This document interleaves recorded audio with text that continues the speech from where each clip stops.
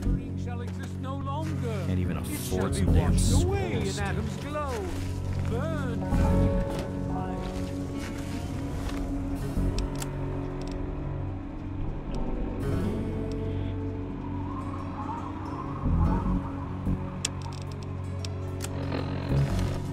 Each of us shall give birth to 1,000,000,000 stars, formed from the mass of our wretched and filthy bodies. Each of us shall be mother and father to 1,000,000,000,000 civilizations. Each of us shall know peace, shall know an end to pain, and shall know Adam in his...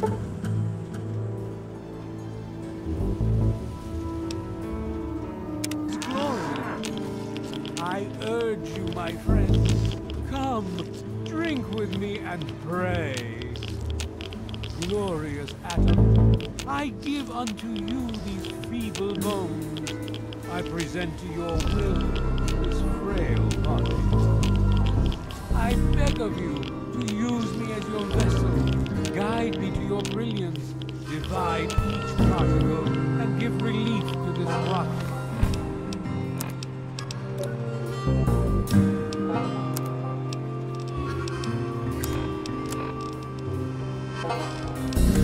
Flesh.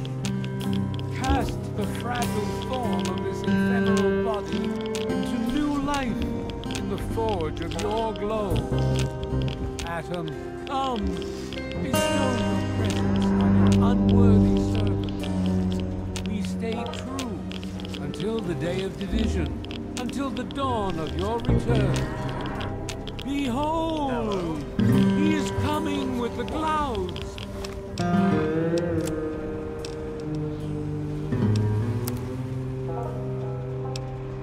And every eye shall be blind. Ear shall be stricken deaf to hear the thunder of his voice. Let the men,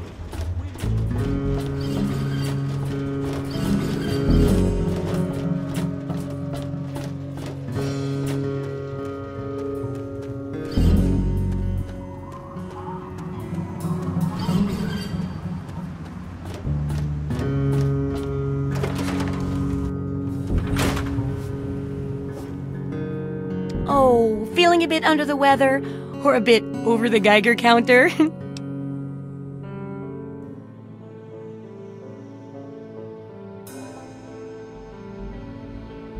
I can tell! You're positively glowing! Now, just hold on and try not to move. Tell me how it feels, and I'll get you fixed right up.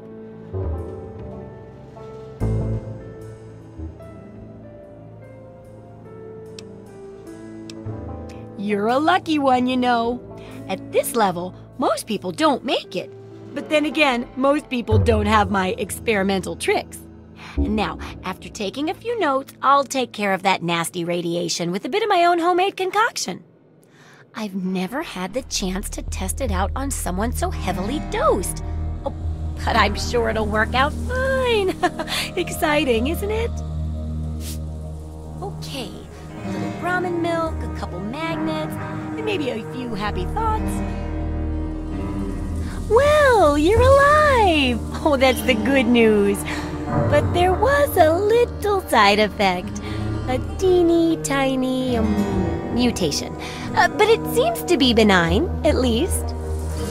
Here, take a few radiation chems as my little way of saying, I'm sorry I twisted your DNA like a kitten with a ball of yarn.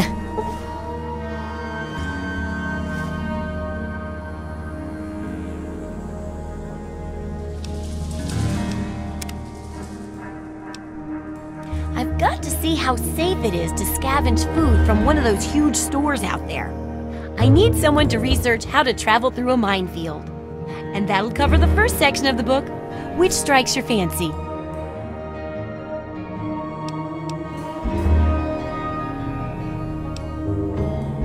Well, food and medicine. Everyone needs them once in a while, right? So they need a good place to find them. There's an old super-duper mart not far from here. I need to know if a place like that still has any food or medicine left in it.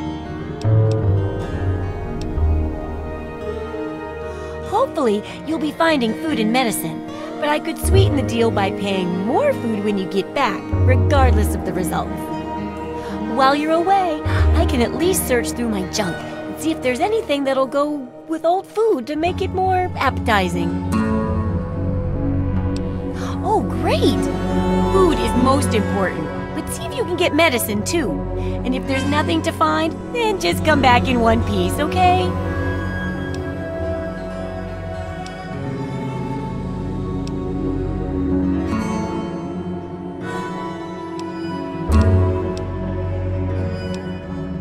If you've got the caps, I've got the skill.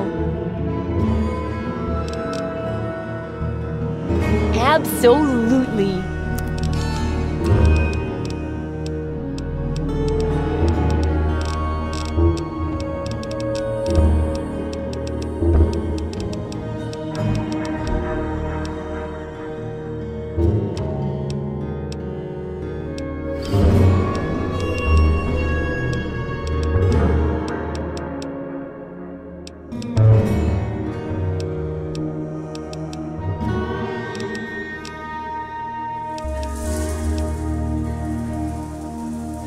Sure thing. I'm an open book.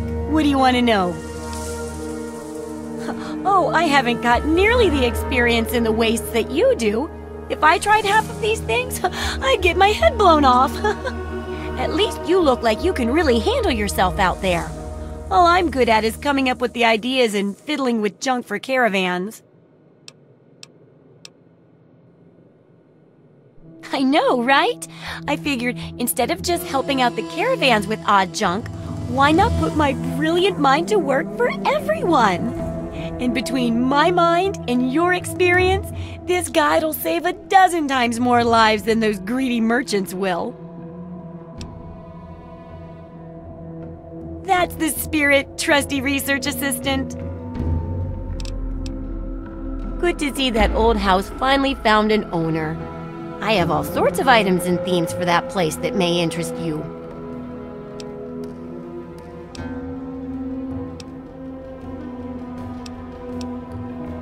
Of course I can.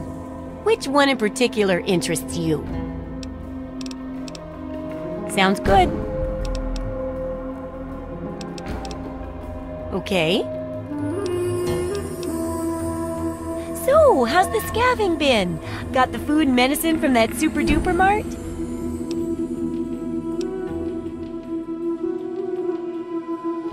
Oh, well, could you get on that? Thanks. Come back soon.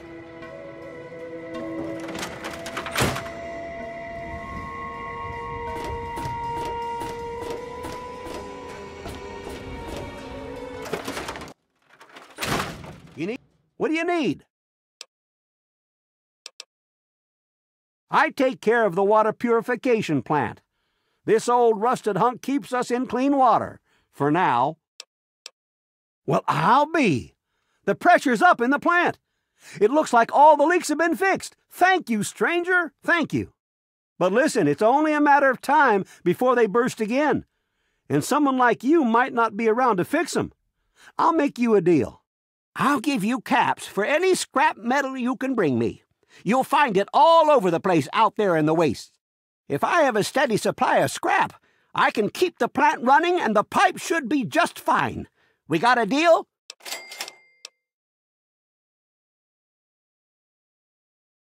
All right, relax. But all you've done is delay the inevitable. Without those parts, the plant's gonna croak sooner or later. But what do you care?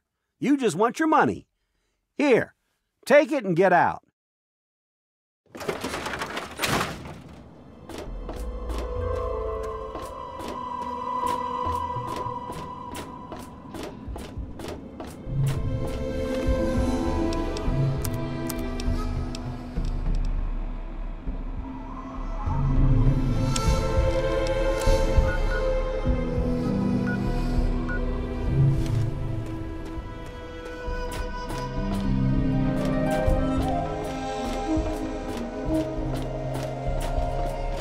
Making a move?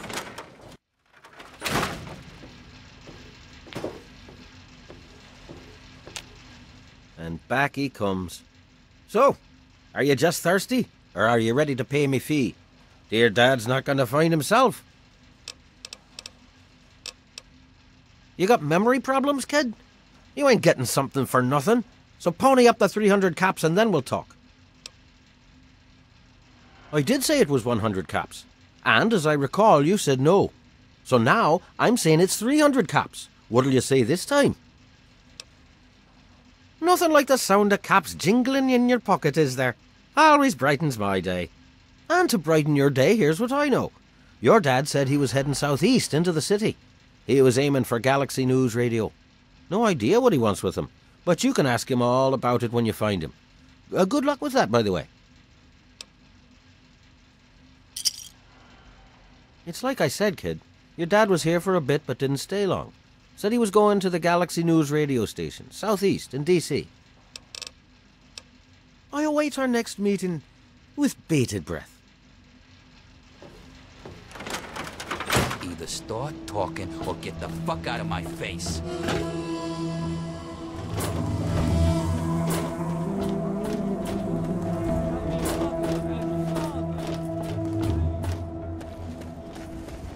Each of us shall know peace, shall know an end.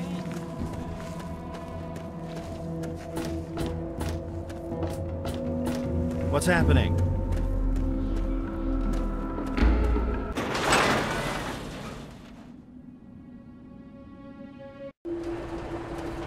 Need some grub?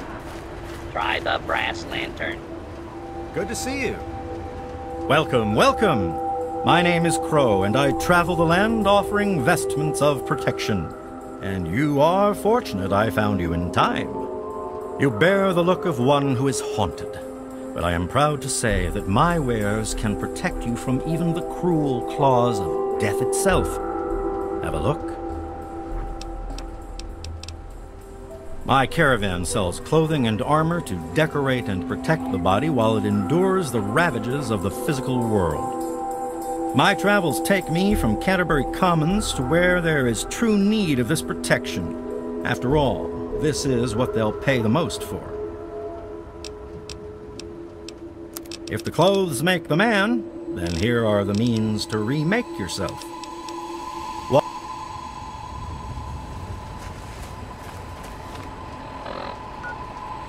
Welcome.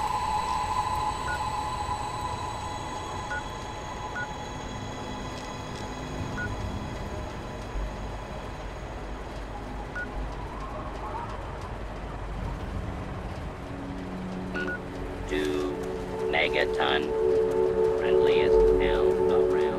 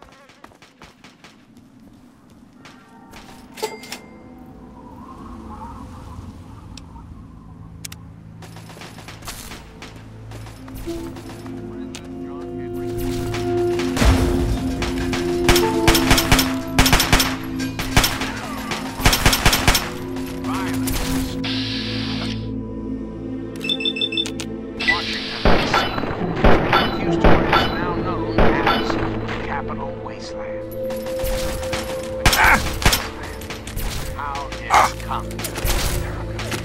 How did your...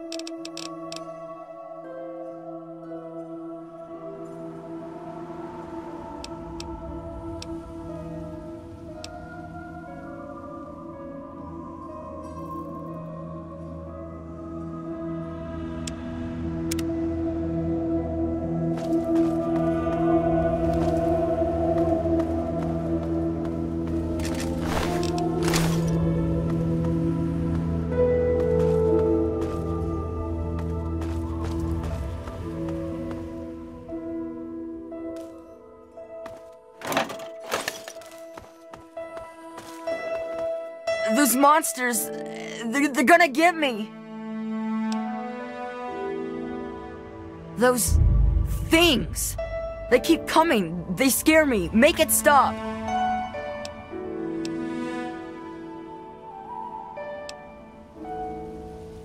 You look stronger than all the other grown-ups.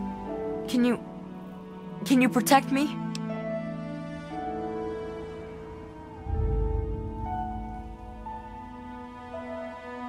Those big things. They're all over Greyditch, and they killed everyone. Please, mister, please find my papa. It used to be kind of nice. No one bothered us there. I guess because we were so close to DC. There were 7 of us living there in tall, old brick houses. I think I'm the last one left. Those things took everyone else. Nah. People don't like to stay long in Greyditch.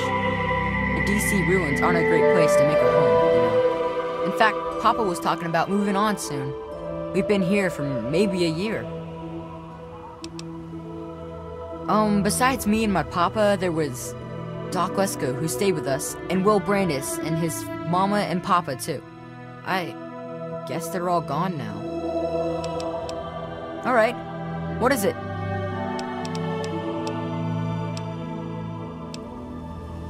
Look for the house nearest to the billboard. That's sticking out of the ground. It's pretty close to the diner. You can't miss it. Well, they're big, ugly things that crawl around on 6 legs. They got huge teeth and skitter around grabbing everything in their path. My papa would always say they're fucking ants. Well, that's what he used to call them anyway. I just call them fire ants. Nah. Those things started coming around only in the last few months. At first, they just crawled around outside our town. But later, they came into town, and, well, you know the rest. My papa had a gun. He said it hurt those things. But he said they were the dumbest fucking ants he ever saw. He kept telling everyone to shoot for their antenna. Whatever that means. Alright, what is it? Nah, go ahead. It's just nice to talk to anyone about stuff at all. He was a strange man. He paid Papa some caps to help him build a shack and carry a bunch of junk into it. Papa called him an egghead, but his head was shaped regular, so I didn't get it. Nah, he was a nice man, but he never wanted to play with me very much, and we barely talked. All I know is he was all gone when the ants started showing up. I think they got him too. He spent all of his time in that shack next door to my house. Every time I'd sneak in there, he'd be sitting at that funny-looking TV machine with the green words pushing buttons. I don't know. All kinds of doohickeys. Boxes with lots of lights, some funny glass bottles. Oh wait, he had a big, clunky, shiny man too. That was kind of neat. Yeah? Well, there is Will. He was sorta my friend. And then there was his dad and his mom. Right across the street, actually. It was pretty swell having someone to hang out with so close by. Yeah, Will was super nice to me. He was like a year older than me, I think. He even shared his comic books with me. We explored pretty much every bit of Greyditch we could find. I think that's why the ants don't bother me. I have good hiding spots. Well, his mom was nice too. She was kind of quiet, but she always took care of me and my papa when we came over. I think she was sad that my mom was gone. Will's dad was... well, I don't want to be mean, but he was kind of scary. He was like, always watching me and my dad real careful, like he didn't trust us or something. He always kept staring at us from the windows of his house and typing stuff into his TV box. Will said his dad was like an old soldier or something, but he didn't like doing that stuff, so he quit. Yeah? Alright. What is it? You will? Really? Thanks a whole lot. My house is the one closest to the huge sign and the old diner. Please, find my papa and make him come back. Nope.